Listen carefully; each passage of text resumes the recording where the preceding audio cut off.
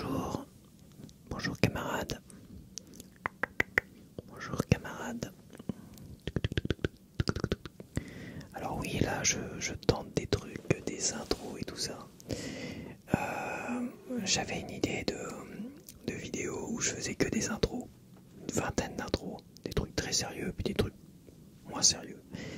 Mais bon, comme j'ai toujours peur de saouler, parce que moi j'ai tendance à saouler les gens.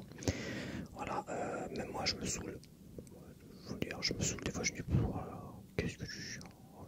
Alors là, je suis vraiment dans le low light.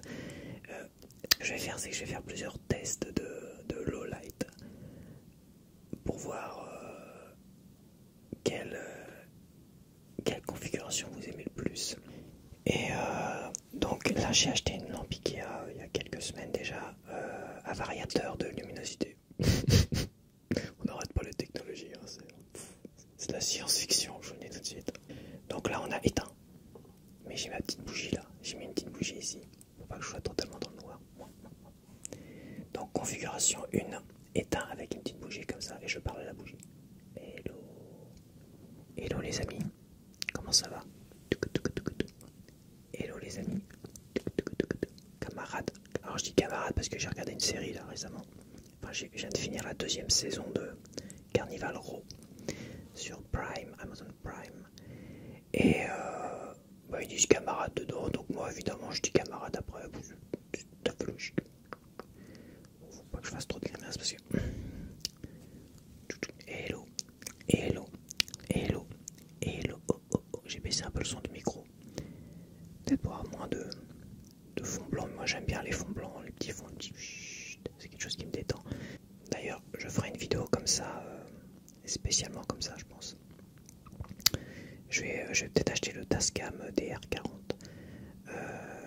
J'ai vu l'artiste, j'ai toujours peur d'écorcher les noms, donc je vais mettre en sous-titre l'artiste que j'ai vu. ASMR, artiste ASMR qui teste le Tascam 40 et a fait un truc avec des fioles et fond blanc qui est juste extraordinaire. Franchement, j'adore. Alors, je suis pas sûr que ça va plaire à tout le monde, mais moi j'adore. Moi, je veux des vidéos comme ça, des vidéos de fond blanc. Donc ça, c'est la configuration 1, juste avec la petite bougie. Là, la bougie est posée devant moi et je peux la bouger comme ça. Configuration 1. Configuration 2, premier niveau de ma lampe. De ma lampe du futur. Voilà. Là, c'est très léger. Coucou. Coucou. Bienvenue sur ma chaîne. Coucou. Coucou. Ah, j'ai les pigeons qui sont en train de se battre parce que j'ai gardé le volet fermé, donc ils en profitent. Est-ce que ça roncoule?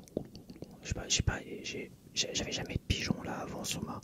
Et depuis quelques semaines, j'ai des pigeons qui viennent sur mon rebord de fenêtre, un petit rebord de 10 cm. Donc je disais que... Donc ça c'est le mode numéro 2, donc dites-moi lequel vous préférez. Donc je vais parler de la dernière série que je viens de terminer, c'est Carnival Row. C'est avec le gars qui joue dans Le Seigneur des Anneaux. Je mettrai le nom parce que j'ai pas envie de chercher le matin comme ça. Il joue dans Le Seigneur des Anneaux et dans Pirates des Caraïbes, dans les premiers. Et il joue aussi dans le Hobbit. Je suis pas sûr qu'il joue dans le Hobbit. Peut-être que si. Il doit jouer dans le Hobbit aussi. Là, c'est la trilogie du Hobbit.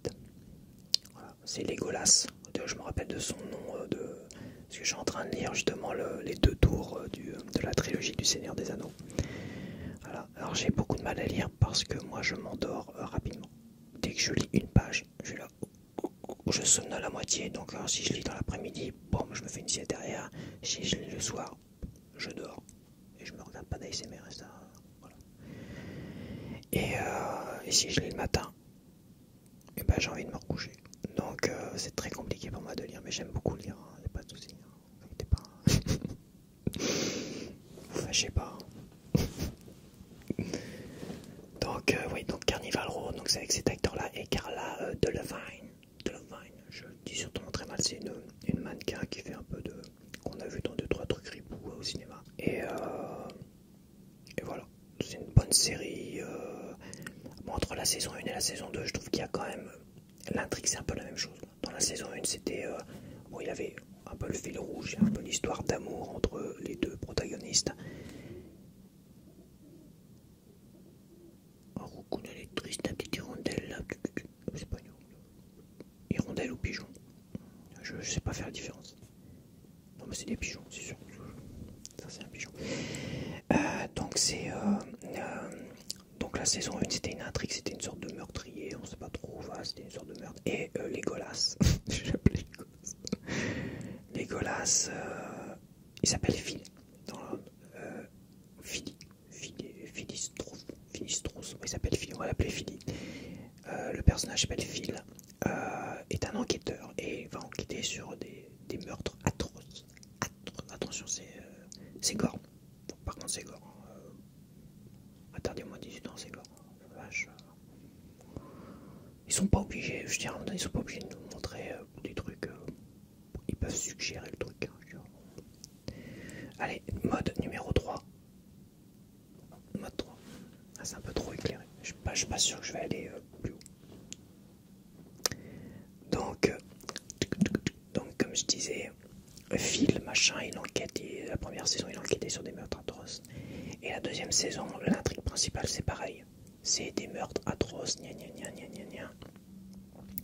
Donc c'est vrai que l'intrigue principale, en soi, c'est un peu classique, hein, ils sont pas foulés, mais c'est quand même pas mal. L'ambiance est pas mal, c'est une histoire avec des fées, des machins, des boucs, mi-homme, mi-fée, mi-humain, mi-bouc, machin, gna gna.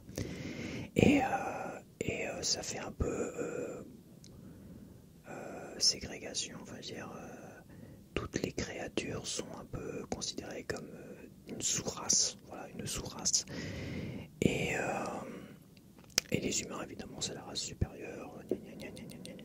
Cette série est pas mal, elle vaut le détour. Les musiques sont géniales ici. La musique d'intro, j'adore. L'intro, j'adore.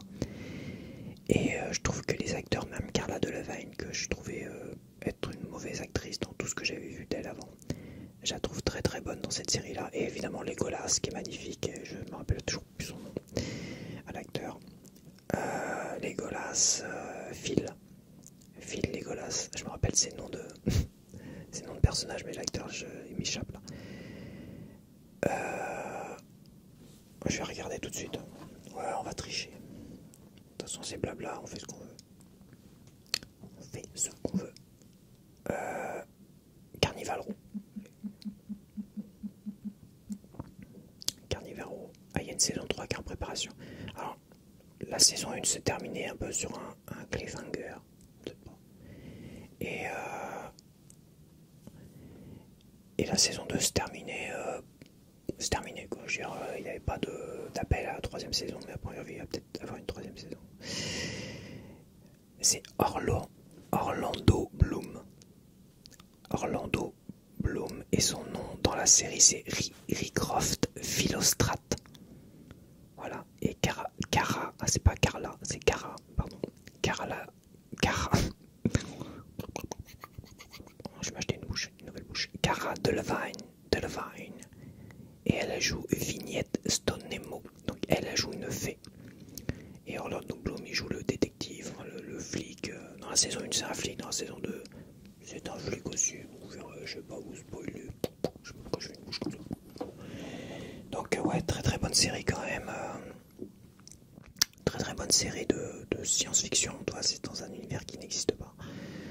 Et ça reprend un peu les codes, je dirais pas de l'époque de l'esclavage, parce que toutes les fées, les machins, les boucs, les créatures sont finalement des domestiques. Voilà, ils sont vraiment, ils restent des domestiques, sauf un qui a réussi tout ça. Donc, on est dans une vieille époque, dans une vieille, un mélange un peu vraiment vieille époque, même au niveau des technologies, qu'on est vraiment dans une vieille époque qui n'existe pas. C'est un monde qui n'existe pas, avec des villes, tout ça qui n'existe pas. Ça ressemble énormément à Londres, la ville de Carnival, enfin, ils appellent ça comment, le Burg, où il y a Carnival Row. Carnival Row, c'est un peu le quartier de toutes les créatures qui sont un peu les esclaves, les machins, les domestiques. Dans la saison 2, évidemment, bon, je vais pas vous spoiler, mais voilà. Il y a des trucs très gore. c'est une boucherie. Si vous n'avez pas peur de la boucherie, très bien. Voilà. C'est pas trop gore, parce que moi j'aime pas les trucs trop gore, mais ça reste quand même dérangeant, quoi. Il y a des trucs dérangeants, ils sont pas obligés de montrer, merde, bordel. Alors, moi je regardais ça avant de me coucher, tu sais. C'est pas très ASMR, hein. L'autre est en train de se faire étriper.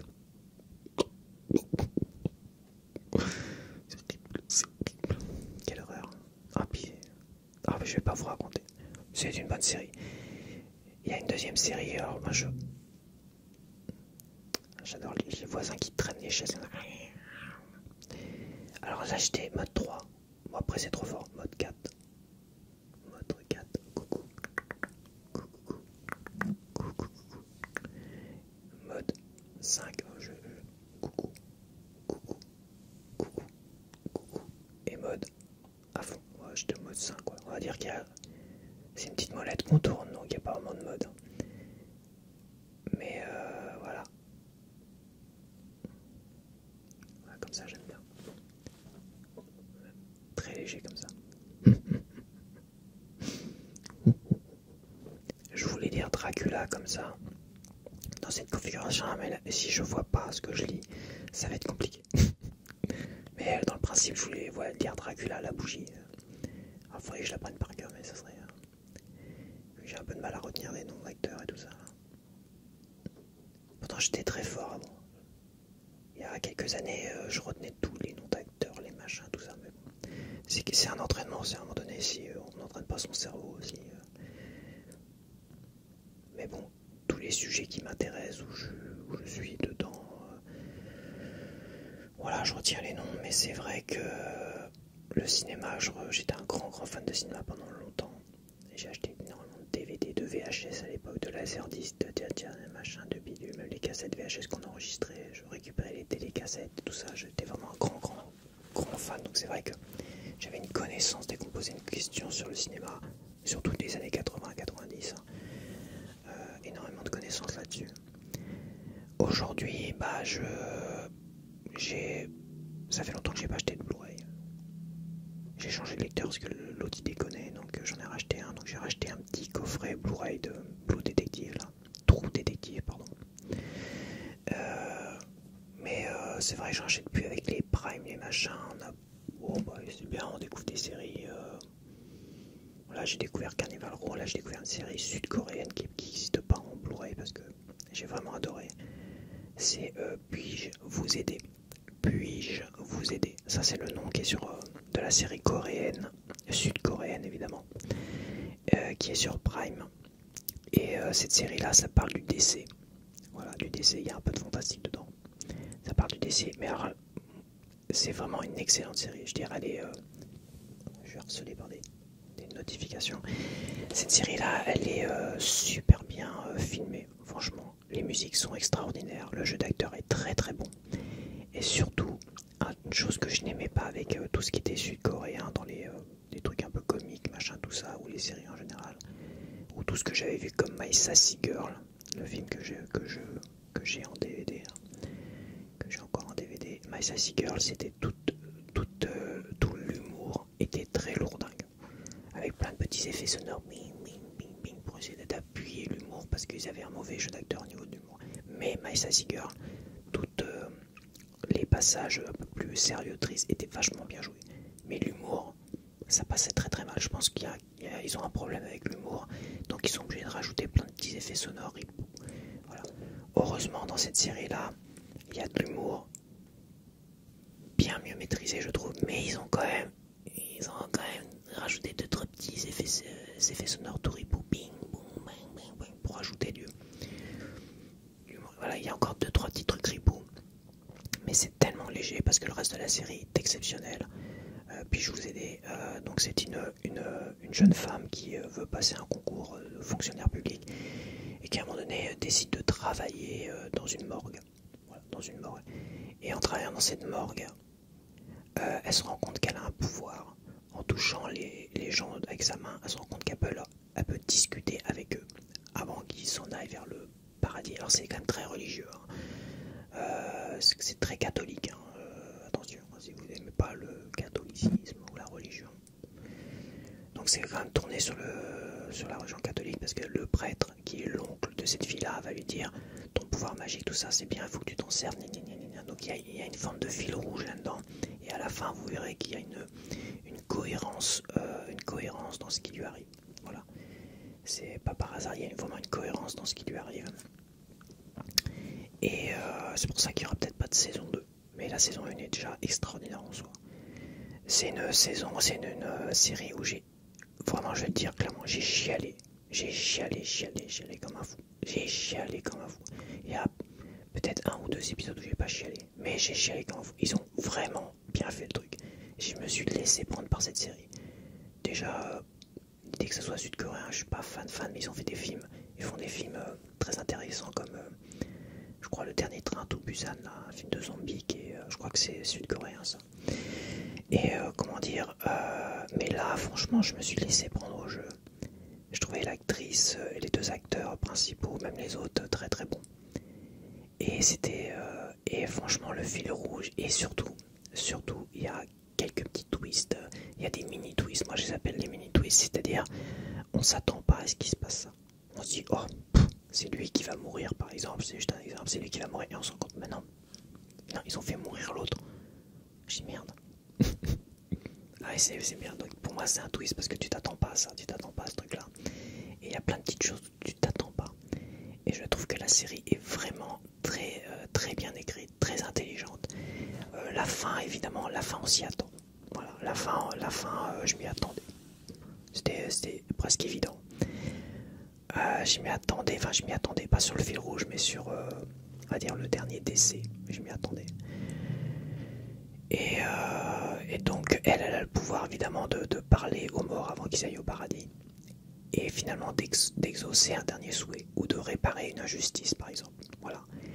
Et elle va rencontrer dans son périple, elle va être aidée déjà par son oncle, qui est prêtre, et qui est très drôle, moi j'aime bien aussi. J'adore. Franchement, il y a plein de trucs qui font. Pour l'encourager, il lui donne des bières. Voilà. Le prêtre qui donne une bière, vas-y, tiens, bois ta bière. L'autre boit sa bière, et il lui donne une paille en plus. Donc l'autre part avec sa bière, elle met la paille machin, puis elle se balade comme ça, complètement déboussolée, parce que bon, on va faire un métier difficile. Donc ça reste. Franchement, je trouve que l'humour est bien maîtrisé sur cette série-là. Voilà, ils peuvent pas s'en empêcher de mettre 2-3 petits trucs à la con, des effets spéciaux à la con, sonores là. Mais quand même bien plus léger. Et c'est une série où j'ai énormément chialé parce que c'est vrai, autour du décès comme ça, c'est vachement bien maîtrisé. Alors moi, où je chiale facilement quand je suis tout seul, je chiale.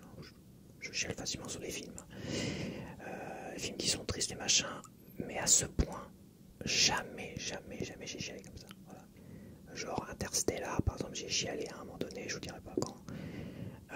Pas au cinéma quand j'ai été le voir, mais tout seul chez moi, oui, il y a un passage qui me fait chialer. Même un passage qui est quand même une tristesse. Voilà. Voilà, et cette série-là, elle est bouleversante. Ça m'a bouleversé. Alors, faire attention parce que ça peut vous bouleverser tout ça. Donc, mollo, si vous êtes un peu trop sensible en ce moment, trop fatigué ou trop déprimé, je vous conseille pas de la regarder. Voilà. Mais ça peut peut-être vous donner du baume au cœur, vous remotiver, peut-être pas. Donc, mollo. Donc, vous aurez le choix Carnival Row avec du gore. Et puis-je vous aider avec du donc voilà. Mais puis-je vous aider, c'est vraiment pas mal du tout. Là, je tourne le blabla au film, aux séries films. Alors ma série préférée, pour ceux qui se la posent, je suis sûr qu'il y en a qui te la posent. Ma série préférée, j'ai plusieurs séries préférées, je dirais que je mettrais dans mes 3 séries préférées, je mettrais Gilmore Girls, Friends et Oh I Met Your Mother, une série que j'ai jamais voulu regarder avant et que j'ai découvert sur Prime, et j'ai regardé l'intégralité sur Prime. Alors je crois qu'ils l'ont enlevé en version originale sous-titrée. Et cette série-là, Oh I Met Your Mother, que je place en 2e, 3e de mes séries préférées. Comment dire, c'est une série qui est complètement décomplexée, qui clairement n'est pas woke du tout. je pense qu'aujourd'hui cette série ne passerait pas. Donc c'est une série complètement décomplexée sur la drague. Généralement ça tourne autour de la drague, de la vie entre machin tout ça. Donc, et surtout, pour moi c'est une des meilleures fins parce que c'est une fin où je m'y attendais pas. Voilà. Je m'attendais à tout. Je pensais que à un moment donné on va rencontrer cette fameuse Mother. Et oh, I Met Your Mother, c'est comment j'ai rencontré ta mère, quoi. Et en fait, quand il raconte des histoires de drague, de machin tout le long, donc c'est vraiment très cru, c'est très, voilà, c'est vraiment pas mal, c'est très très drôle.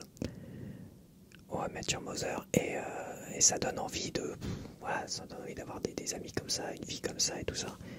Malheureusement, bah, c'est comme Friends, hein. Friends, ça donnait envie d'avoir plein d'amis, génialissimes et de vie, des trucs comme ça. Et bon, bah, la vie dans les séries télé, c'est toujours mieux. Dans la vraie vie, c'est autre chose, malheureusement. Mais franchement, cette série-là, pour moi, c'était drôle tout du long. J'ai adoré. Alors en VO, parce que avant, j'ai jamais pu regarder cette série, parce que dès que je tombais sur un extrait en VF à la télévision, ouais, j'aimais pas, ça me saoulait. Et là, j'ai regardé du début à la fin en version originale sous-titrée. Et sous-titrée parce que bon, c'est compliqué, tout l'humour américain, tout ça, c'est compliqué. Après, pour apprendre l'anglais, ça peut être intéressant, mais quand c'est trop compliqué comme ça, à éviter. Que je l'ai fait avec Friends, sans sous-titres, mais là, I Met Your Mother. Donc, et la fin exceptionnelle, pour moi, c'est une des meilleures fins. Et pareil, la fin m'a. Waouh! Je m'attendais pas à ça, je m'attendais à beaucoup de choses, mais pas à ça. Et c'est bien une série qui termine bien. Voilà, c'est pas le cas de toutes les séries, mais cette série-là, elle termine bien. Et ma série préférée, c'est Gilmore Girls. Pourquoi? Parce que c'est une série feel good, qui se dit feel good. Parce que, comment dire, c'est une série donc c'est une mère qui élève sa fille toute seule. Et elle veut voir sa fille rentrer à Harvard. Et sa fille veut rentrer à Harvard. Donc on est dans la let's motive, ça bosse. Donc on a quand même une fille qui étudie tout ça. Donc on est dans une série motivation, travail, études et travail. Genre je vais réussir. Donc on a la mère qui veut ouvrir, se mettre à son propre compte à un moment donné. Donc on est dans un cheminement, à dire, de travail, de réussite et tout ça. C'est pas toujours simple, évidemment. Et la fille aussi, hein, d'un cheminement de travail, de réussite, tout ça. Et c'est pas toujours simple. Et à un moment donné, c'est compliqué. Donc. Et j'ai adoré la première fin, donc des 7 saisons. Voilà, j'ai adoré cette fin de cette saison. Je sais que la dernière saison, c'était pas celle qui avait écrit toutes les autres saisons et tout ça. Donc les 2 dernières, je crois. Et qu'elle voulait pas terminer la série comme ça, gna gna gna. Donc à un moment donné, ils ont dû la dégager parce que voilà, elle était peut-être trop exigeante, donc ils ont dû dégager la scénariste. Et ils ont changé de scénariste, mais ceci étant, même si les 2 dernières saisons sont un peu molles, la fin, c'était la fin que je voulais voir. Voilà, c'est la fin que je voulais voir. Après, Netflix est arrivé et Netflix a rajouté 4 épisodes inédits, longs, après, et écrits par cette fameuse scénariste. Et elle a rajouté à la fin qu'elle voulait. Et franchement, c'est clairement pas la fin que je voulais voir. Mais bon, et je voulais pas voir Rory Gilmore, parce qu'elle s'appelle Rory, la fille qui étudie, je voulais pas voir Rory Gilmore comme ça. Voilà, je pense que Netflix, alors c'est marrant, c'est toujours bien, il y a des beaux moments. Franchement, il y a des très très beaux moments, et c'est très bien écrit évidemment. Parce que cette série est magnifiquement bien écrite pour toutes les saisons. C'est vrai que, comme je dis, les 2 dernières saisons, il manque la patte de la fameuse scénariste. Mais les 4 derniers épisodes, je trouve que t'as des très beaux moments, c'est très bien écrit. Les épisodes Netflix là.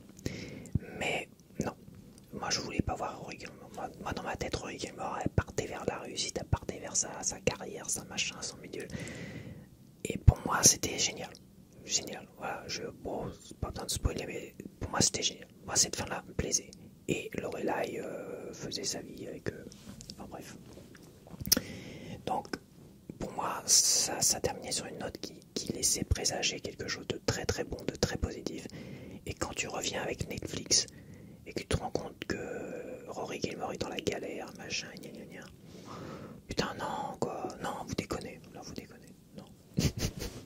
Donc ouais, Gilmore Girls est ma série préférée. J'aime beaucoup les épisodes Netflix. Après, là c'est les 7 saisons. Mais Voilà, ça m'a gâché un peu mon plaisir, ça m'a gâché un peu. Voilà, c'est comme Matrix, que je trouvais que c'était un chef-d'œuvre et que Matrix 2 est arrivé et je trouvais que c'était Matrix 3 et Matrix 4. Tiens, comment avoir un chef-d'œuvre comme Matrix et après sortir des films qui démolissent limite le chef-d'œuvre qui était Matrix. C'est voilà, c'est incroyable, c'est dommage. Voilà. Et j'aurais dû faire comme mon frère, parce que mon frère, moi je lui ai dit surtout ne regarde jamais Matrix 2, Matrix 3. Pour lui c'est un chef-d'œuvre Matrix. Et je crois, aux dernières nouvelles, qu'il n'a jamais regardé les Matrix 2, Matrix 3, Matrix 4. Qui aurait toujours resté à Matrix et je regrette de ne jamais. Et si vous êtes dans ce cas-là, si vous n'avez jamais vu Matrix, je vous conseille de regarder le premier et de vous arrêter au premier. Terminé. Le reste, ça n'existe pas. Le reste, ça n'existe pas. Donc voilà, c'est un blabla très cinéma. J'aurais pu parler de moi, mais je sais pas grand-chose.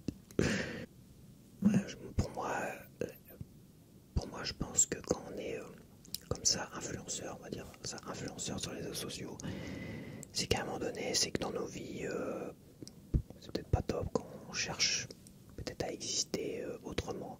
On n'est pas tous en quête de célébrité. Moi, j'avais envie de faire ça pour peut-être plein de raisons et je me rends compte que ça me fait du bien.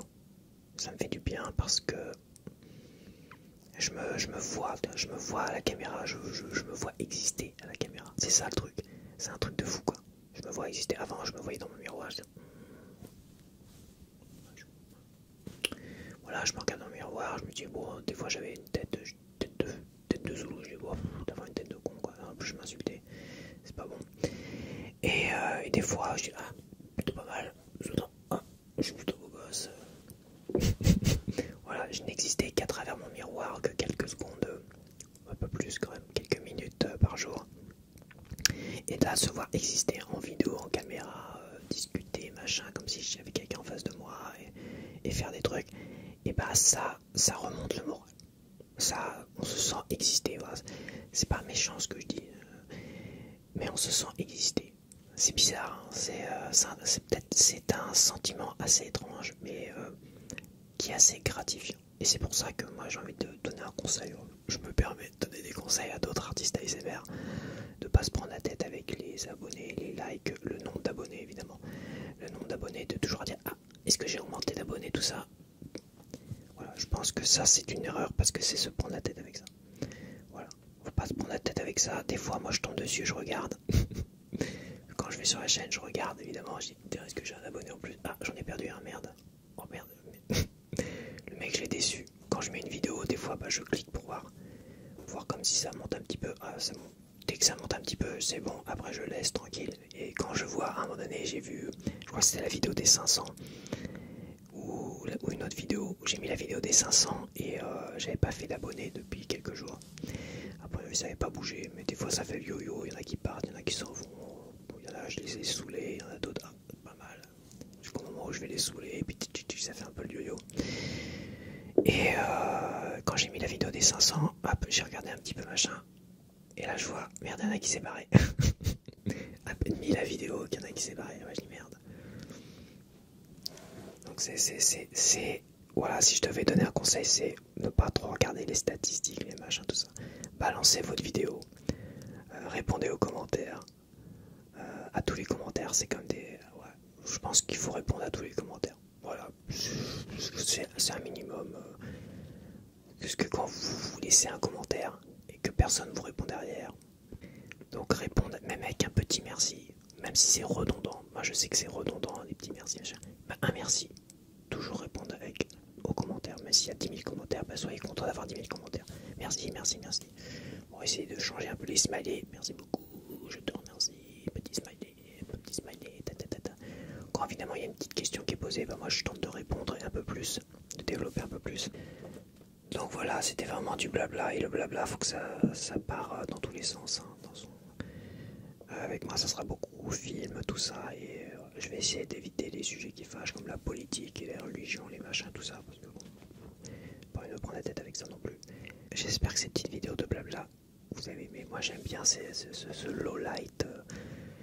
Je pense que je resterai en low light pour toutes les vidéos d'attention personnelle, comme ça. Même pour ma vidéo de chuchotement, des trucs un peu personnels comme ça. Après pour le tapping, je sais pas. Peut-être essayer de mettre une petite lumière, à un moment tenter une lumière un peu colorée, mais j'ai pas ça. C'est ces petites lumières Philips là qui donnent une petite lumière derrière, un petit néon réglable évidemment parce qu'il faut que ce soit réglable. Moi j'ai une softbox là en face qui est pas réglable et qui, quand on voit la source, là ma petite lampe Ikea qui est réglable, c'est pas mal, ça me permet de voilà. Parce qu'à fond je serai comme ça. Et au plus bas, je suis comme ça. Et voilà, me revoilà un petit peu. Donc petit réglage, hop, voilà comme ça. Comme ça c'est pas mal. Un peu trop. Bon allez, parce que la vidéo défile et je peux pas dépasser un certain timing. Sinon après j'ai des problèmes de transfert de fichiers. Donc je vous dis à la prochaine. Hein. Merci d'avoir regardé pour ceux qui ont regardé et surtout écouté jusqu'au bout. J'espère que je vous ai pas saoulé. Par pitié, ne vous désabonnez pas. Donc abonnez-vous si ça vous plaît ce que je fais évidemment. Si ça vous plaît pas, j'en suis vraiment désolé, mais surtout ne vous fâchez pas, restez zen. La vie est belle, hein, comme dirait